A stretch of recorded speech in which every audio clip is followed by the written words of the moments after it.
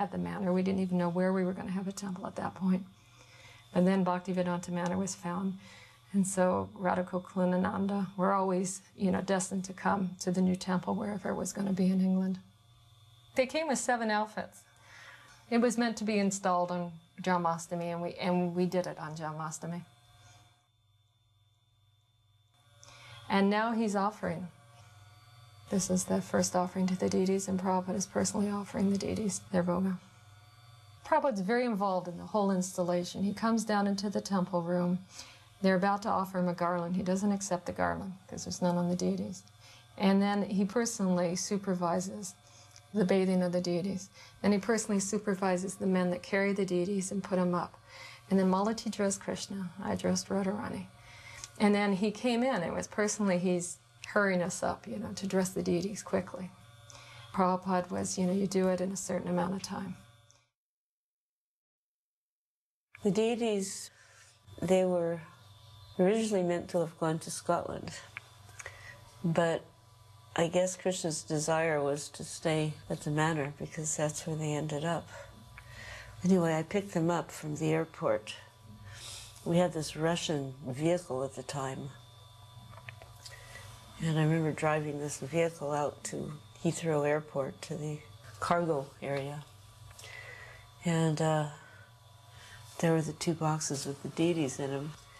And I'm trying to think, if I just say deities, will he understand? And also, I knew a little bit about packing deities. And quite often, deities arrive broken. Generally, they actually weren't broken in transit, but in the opening of the box, they would take some crowbar or something and apply pressure, and that was when they would break. So I was very worried about, if I had to open them up, how would it be done? And, so, all right, now, what's this? So I very authoritatively said, in best authoritative voice, this is the Supreme Personality of Godhead and his eternal consort. And, they didn't flinch, they're British. And I said, it's for a temple, religious. That was it, they let it go. It's 2 big boxes, they didn't open them. This was such a beautiful place that George Harrison had purchased and given to Srila Prabhupada and the devotees. And we finally felt that we had a real home in England, and there was a sense of permanence about it. And so the installation of the deities had significance on many different levels, not the least of which was this feeling of having achieved a long-term goal of establishing Krishna consciousness in the UK,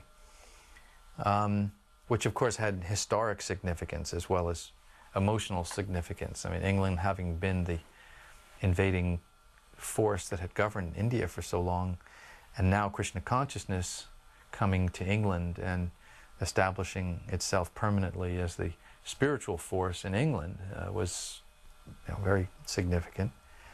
And there must have been something about this, because Srila Prabhupada was so energized during this installation ceremony.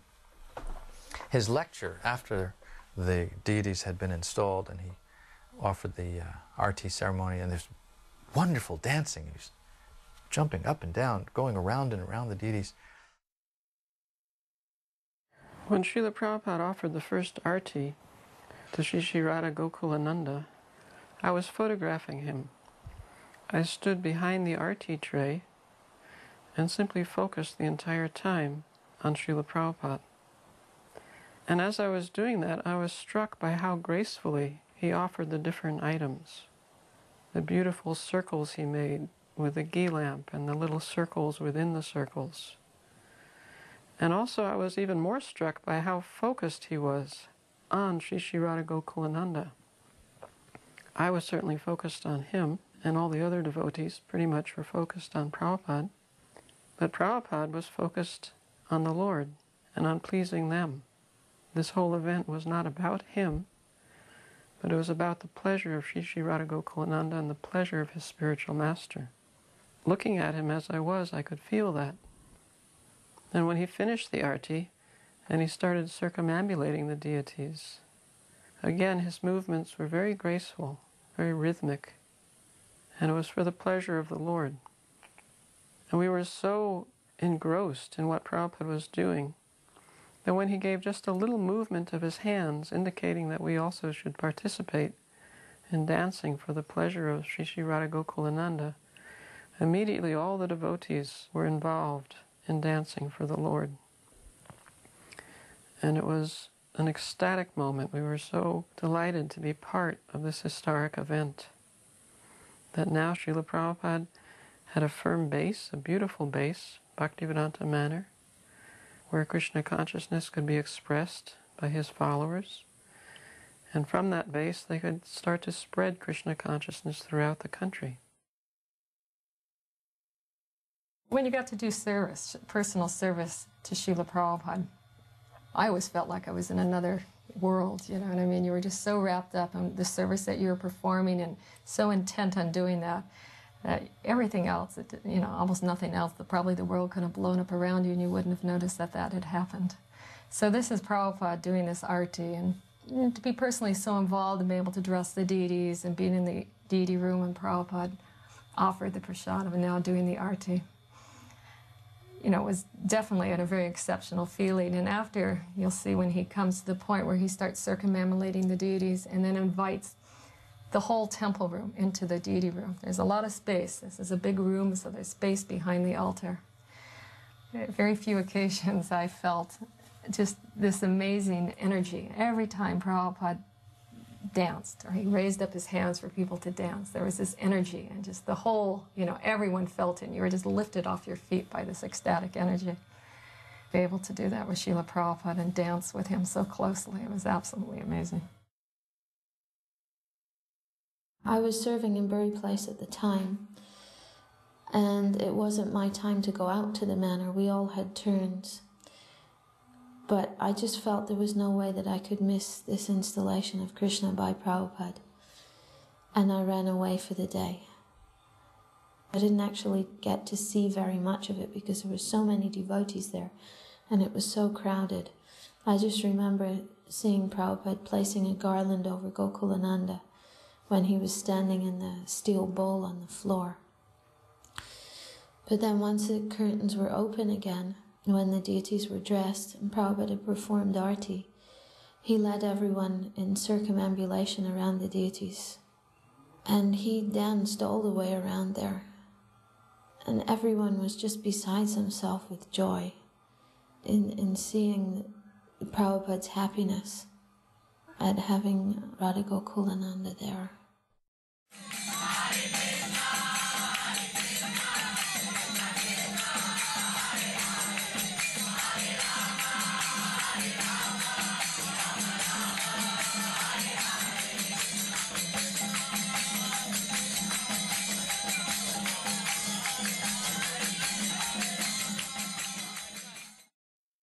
After the deities were installed, Prabhupada instructed me that, you know, Krishna has come, now you have to look after him. Still, there was no money at the manor. So myself and another devotee, Gangamai, became the personal collectors of Sri Sri Radha Gokulananda.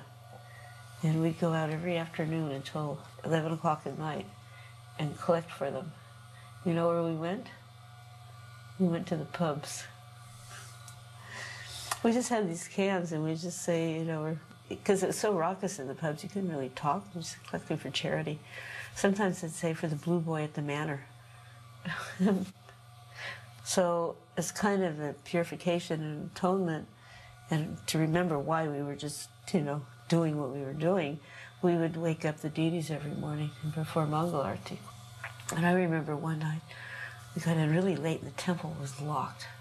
It was actually locked on purpose because some people were objecting that we were getting this money and it was going directly to the deity fund. Prabhupada told us, he said there had to be a bank account for the deities and that money would only be used for their maintenance and care. So I knew that it really wasn't an accident. The doors were all locked. So Prabhupada saved us. There was one little window by the Vyasa side, small one, but we managed to squeeze through and get in.